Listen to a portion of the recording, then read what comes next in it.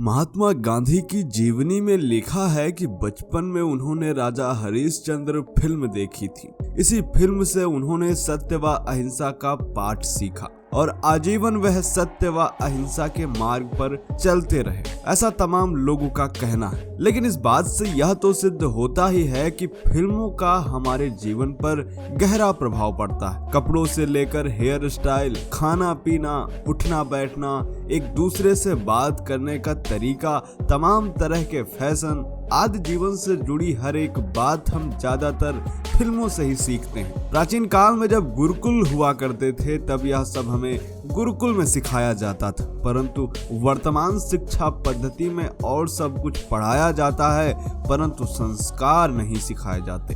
इसलिए हम जो स्कूल में नहीं जान पाए वह फिल्मों से सीखने लगे। शुरू में ऐसी फिल्में बनी जो अच्छे संस्कार सिखाती थी। उस समय ज्यादातर फिल्में भगवान के अवतारों, चमत्कारों या फिर राजा महाराजाओं के इतिहास पर आधारित थी। कालांतर में कुछ जिहादी मानसिकता वाले लोग हिंदी सिनेमा से जुड़ गए और इसके बाद चरित्र निर्माण वाली फिल्में बनना बंद हो गई। मुगलों के महिमा मंडन से लेकर आतंकवादियों तक को जस्टिफाई करने वाली फिल्में बननी शुरू हो गई। युवाओं को शराब पीने व गुंडागर्दी सिखाने वाली फिल्में बनी। चोरी, डकैती, हत्या, लूटपाट, बलात्कार आदि सिखाने वाली फिल्में भी बनती चली गई। इन्हीं फिल्मों के जरिए हिंदू संस्कृति को पिछड़ा बताकर युवाओं में हीन भावना भरी गई। इन्हीं फिल्मों को देखकर हम हिंदुओं ने भारतीय परिधान धोती कुर्ता छोड़ दिया, चोटी रखना, तिलक लगाना, मंदिर जाना तक छोड़ दिया। आज समय तो वह आ गया है कि हिंदी बोलने वाले को गंवार और अंग्रेजी बोलने वाले को सभ्य माना जाता है। कई दशकों से यह खेल चल रहा था। देश के बुद्धिजीवी लोग सच को झूठ और झूठ को सच साबित करते जा रहे थे। हिंदू वर्ग धीरे धीरे ईसाई व इस्लामिक परंपराओं को अपनाता जा रहा था। हिंदू युवा आसानी से धर्म परिवर्तन कर रहे थे। इस तरह अब तक देश में सब ठीक ठाक चल रहा था। स्वागत है आप सभी का दी साइंटिफिक हिंदू पर और मैं हूं आपके साथ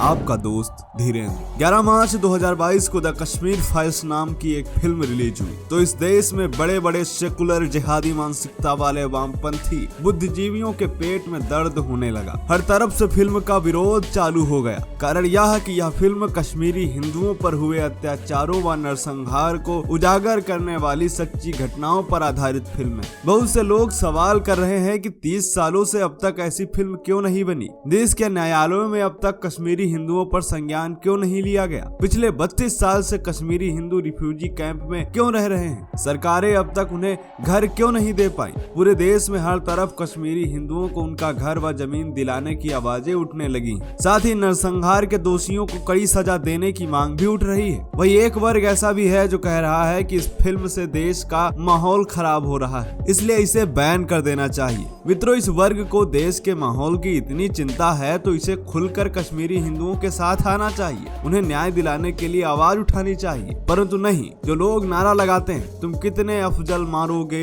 हर घर से अफजल निकलेगा, उनसे यह उम्मीद ही करना बेकार है। बड़ा दुख होता है यह कहते हुए कि अपने ही देश में 32 साल से कश्मीरी हिंदू कैंप में रह रहे हैं। किसी का भाई, किसी की माँ बहन, किसी का बाप या बेटा मार दिया गया, परंतु आज तक न कोई FIR लिखी गई, न कोर्ट में संज्ञान लिया गया, न किसी सरकार ने उचित कदम उठाया। आज जब एक फिल्म निर्माता विवेक अग्निहोत्री ने एक फिल्म के जरिए कश्मीरी हिंदुओं का सच समाज को दिखाने का प्रयास किया तो उनके पेट में दर्द होने लगा। ये वही लोग हैं जो हर घर से अफजल निकाल रहे थे। मित्रों, हमारे देश के न्यायालय होली के रंगों, दिवाली के पटाखों पर तो स्वतः संज्ञान ले लेते हैं। वहीं कश्मीरी हिंदुओं के इतने बड़े नरसंहार पर 30 सालों से आज तक कोई संज्ञान तक नहीं लिया गया। और हद तो तब हो गई जब रूट्स इन कश्मीर नामक एक संस्था ने सन 2017 में सुप्रीम कोर्ट में एक याचिका दाखिल की। इस याचिका में कहा गया कि सुप्रीम कोर्ट कश्मीरी पंडितों के नरसंहार की जांच करवाए और उन्हें न्याय दिलवाए। सबूत के तौर पर इस संस्था ने 215 मामले कोर्ट के सामने पेश किए जिनकी दोबारा जांच कराने की मांग की, परंतु चीफ जस्टिस JS खेहर और जस्टिस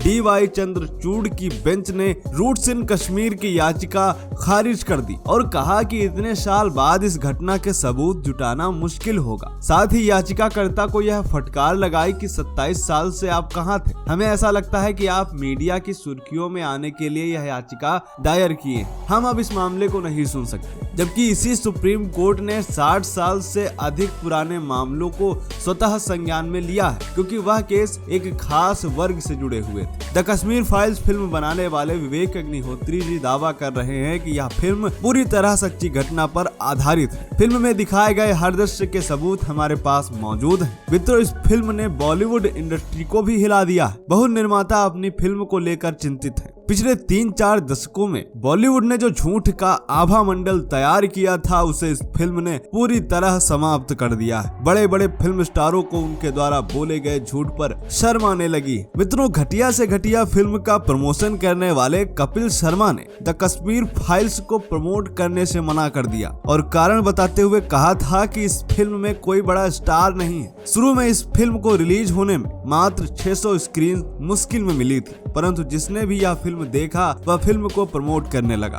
भारतीय इतिहास में अब तक की यह पहली फिल्म है जिसे जनता ने प्रमोट किया। यही नहीं, इस फिल्म ने कई रिकॉर्ड कायम किए, जैसे फिल्म की पायरेसी करने वालों को स्वयं जनता ने लताड़ा। यह पहली ऐसी फिल्म है जिसे देखने के लिए साधु सन्यासी भी हॉल के अंदर गए। यह पहली ऐसी फिल्म है जिसके विषय में प्रधानमंत्री भी बोले और कहा कि ऐसी फिल्में बनती रहनी चाहिए। यह पहली ऐसी फिल्म है जिसे राज्यों के मुख्यमंत्रियों ने भी समय निकाल कर सिनेमा हॉल जाकर देखा। फिल्म पर उठ रहे विवादों पर विवेक अग्निहोत्री जी ने प्रेस कॉन्फ्रेंस में कहा था कि भला आतंकवाद पर विवाद कैसे हो सकता है। यह फिल्म आतंकवाद पर आधारित है। कश्मीर में जो 1990 में घटित हुआ वही इस फिल्म में दिखाया गया है। मित्रों, इस फिल्म को लेकर जो लोग विवाद खड़ा कर रहे हैं, उससे एक बात तो समझ आती ही है कि इस फिल्म ने बहुत से आतंकवादी मानसिकता वाले लोगों के चेहरे से नकाब हटा दिया है और बहुतों की दुकान बंद होने वाली है। सवाल तो यह भी है कि जब आतंकवाद का कोई धर्म नहीं होता तो एक खास वर्ग इतना परेशान क्यों है। मेरा मानना है कि यदि कोई अच्छा इंसान होगा